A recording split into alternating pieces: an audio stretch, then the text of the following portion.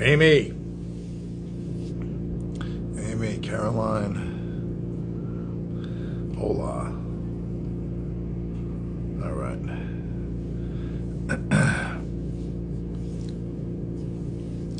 Should have worn my glasses. Barely see.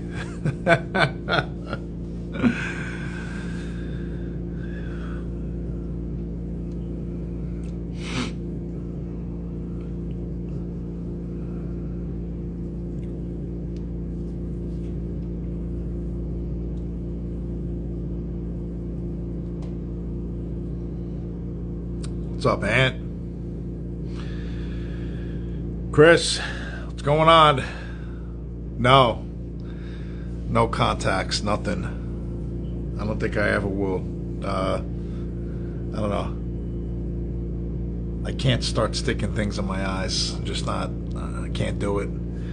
I'll just stick with the glasses. But no, it's mainly, well, two different pairs. So one for this distance, and then the other one is like distance driving. So all screwed up. Nothing in between. If it's in between, I'm good. So if I stand away from people about 10 feet out, I'm good. So I gotta just stay. Yeah, it's a little blurry. Jeremy, what's going on? Anthony, dropping the stone, the diamond, my man. That's it, man. No turning back now. Let's kick things off.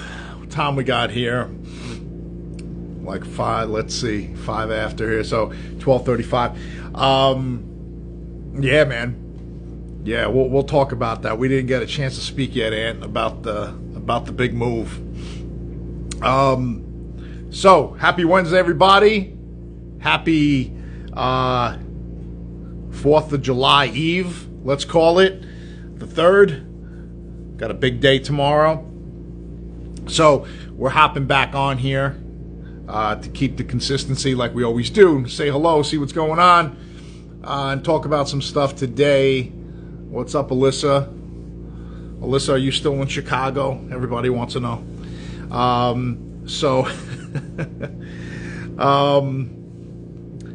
What are we talking about today? Today was Cloud is not around. Today was talking about, I think, team building.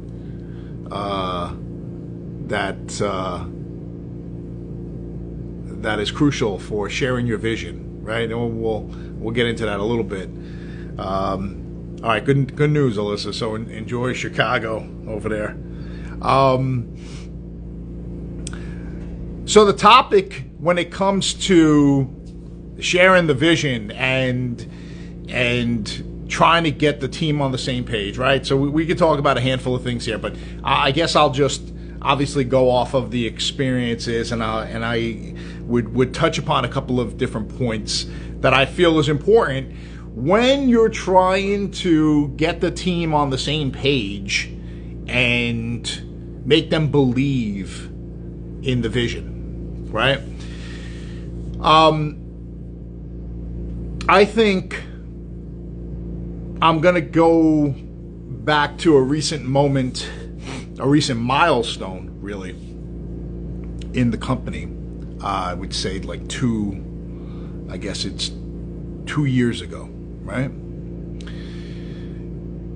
The vision, right, because we're going into the summer of 22, all right? A lot of changes the summer of 22 leading up to that in many different areas. During that time, we made a decision that we were going to rebrand and we were going to focus on growth. And to accomplish that, we had to make changes. There was no other way. We were still, we were doing our own thing for so many years. We were stuck in our own daily methods and routines and protocols, software we used to use, things like that, right? It's always a challenge, one, to start implementing anything new, two, to get people on board, right? You have people that are comfortable in their ways and you're disrupting their life, right? Their day-to-day. And that could be a challenge, right? It was a challenge for me. So what we did, the best way to combat it is to kind of implement things slowly, right? How we're going to start doing things internally, how we're going to communicate internally, how we're going to keep ourselves accountable, how we're going to track what's going on. How are we going to now archive all of our clients and organize everyone, project folders and the whole nine, and implement so many things. We had to take it step by step. But that's just, details about the process. I don't want to get into that. I want to get into the reasons why and how the team got on board, because they were inspired by the vision.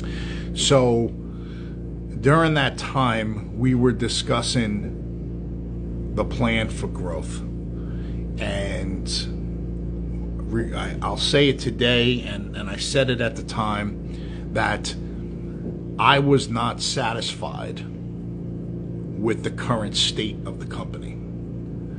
And I think if anybody's satisfied, they're cruising, and they're seeing the door at some point, right? It's probably in vision, because if you're satisfied, you're comfortable and you're not looking to make any changes, and that's fine. For some people, it's fine. I mean, everybody's at different stages.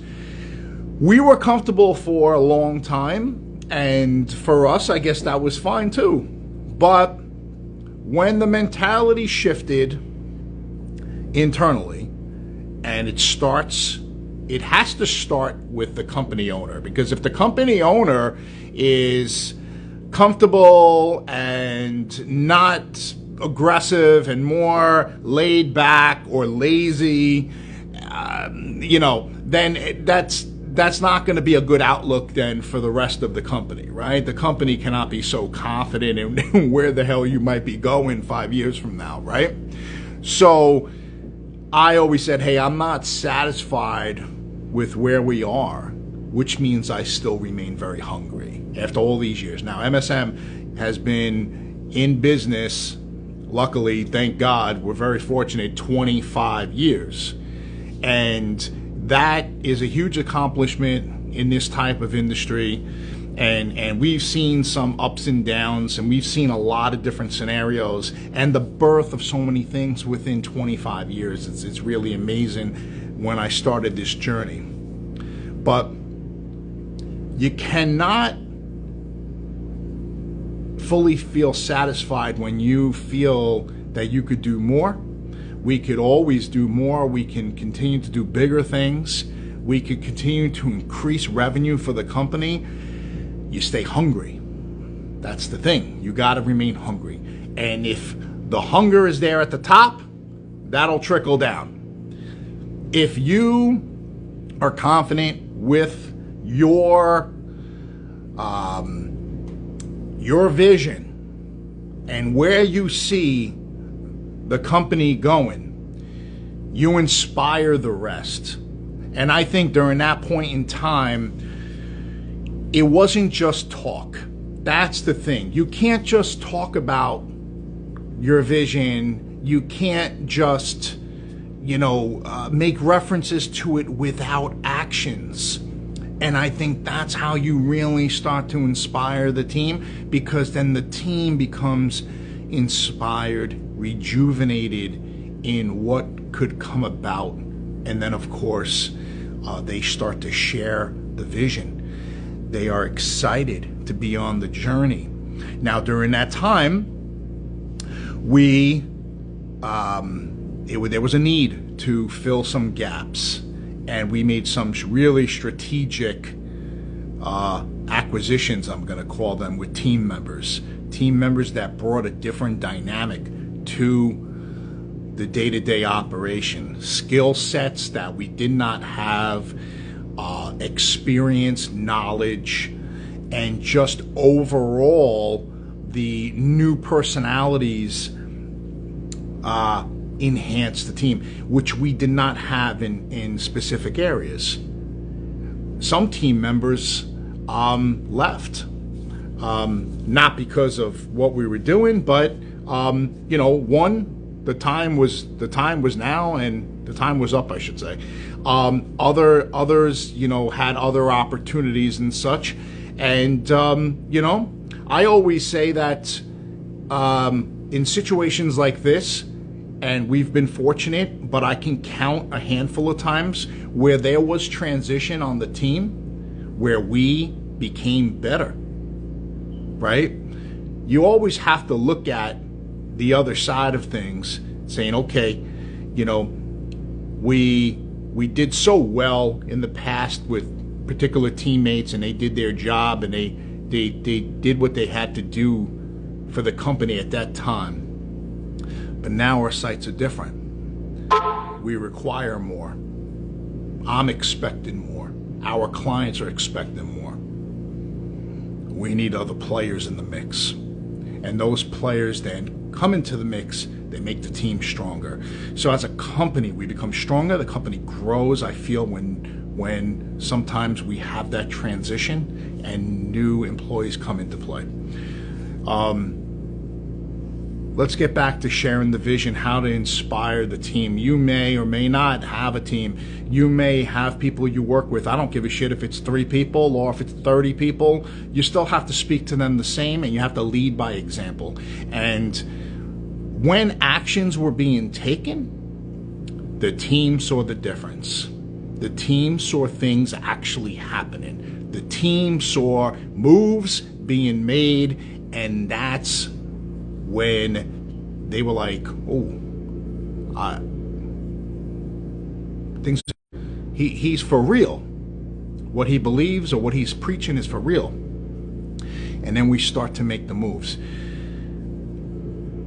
You have to be hands-on in a situation like this. You got to lead by example. We were talking about this just recently, and this is just a management leadership type of quality that one should possess in this type of role. You have to get your hands in, no matter what it is. I don't care what type of situation it is or what type of level. You have to get involved at some point in time. That shows the team that you're involved. So when things were starting to make moves and the vision was laid out, there was a lot of inspiration, and I just feel like that carries over. The team becomes rejuvenated because they see a new light. They see a new outcome. Because you're constantly preaching, we're doing this because we cannot stay stagnant anymore, right? We cannot just accept, okay, well, this is who we are, and we're doing well, and we're working with new businesses and stuff. No, the goal is to grow and also allow the staff to grow as well. So to accomplish that, then we need to be more aggressive and implement new campaigns and ideas for us as a company that we do so many times for others, right? Because that's what we get hired and paid for, is to do this, to build brands for other companies. So let's do it. Let's focus more on us. And I think that's really was a big turning point. And then, of course, when the actions happen, it's for real. And more wins start to come along. And therefore, the staff becomes, more excited. They share that vision. So, some tips for today, talking about, how to really inspire the team, how to lead by example. This is a very different topic than what we generally talk about when it comes to digital marketing and how we help businesses, or the type of value that I usually give out every week. But this could be taken as value for just your own internal operations, perhaps, or how you could maybe change your mentality if you do have staff. Listen, there was no handbook for me. I had a lot of experiences over the years at a young age in different work environments. I was very fortunate to have a very diverse type of work portfolio at a very young age. I was given a lot of responsibility in many situations, all before the age of 21, close to 22. So I had a lot of responsibilities, and that, I believe, helped shape me in this type of entrepreneur path, and actually having my own team. So you learn a lot along the way, and if this could be any value to you when you're looking at things internally and you're trying to motivate the team, and you have a game plan in place, and you need the team. See, because we couldn't do what we wanted to do without the team. The team had to be on board. That's important too. This is not a one-man show. You can't run through like Superman and say, this is what we're doing, if the team is not supportive or have your back. You need to have the team, because then it's a failed plan. So you need to work with the team and on the team as to why you're looking to do things and why we're doing the things we're doing. And don't get me wrong, there were questions, there were some concerns. You're taking someone in a very comfortable position and throwing them into a different scenario and saying, this is gonna be the new protocol. You gotta expect a little bit of pushback, or someone being a little bit nervous, because you're taking them from the comfortable state that they're used to, right? But if we remain comfortable, we don't grow. That's the thing. You have to be uncomfortable to grow. You have to start making changes in what you're doing in your daily operation to see different changes, to see different outcomes, to grow. We say that all the time. If you're not making any changes, how can you expect a different outcome? We were stuck in that quicksand, right? The day-to-day, the robotic type of situation, and doing our thing and working with new businesses, making money. But we're the hamster. We're the hamster. We're in the same wheel. We were in the same wheel for a good amount of time, especially during that COVID time, right? And it was almost like we were kind of forced in a way to be in that wheel, but then we never came out of the wheel. You got to come out of the wheel. You got to say, hey, I want a different wheel. Like, oh, let me take a look at this. This wheel's bigger. This wheel has lights. This wheel has something going on. Different ideas. So you have to make these small changes so that you can start seeing a different outcome. And I think, that was the main mission. So inspire your team, constantly uplift them, and recognize what they do for you and how their role and their contributions all play towards the main goal of building the company. It's very important, because without the team, there is no company. That's the thing. At least in this environment, you have to take things a certain way if you're a different industry and the type of business. I don't care if you're a service-based business and you start bringing on a couple of people to help you, and so you can take on more work and stuff. It's the same concept at the end of the day. You got to recognize the team. You got to show the team, hey, you're invested as much as they are. You're working as hard as they are too,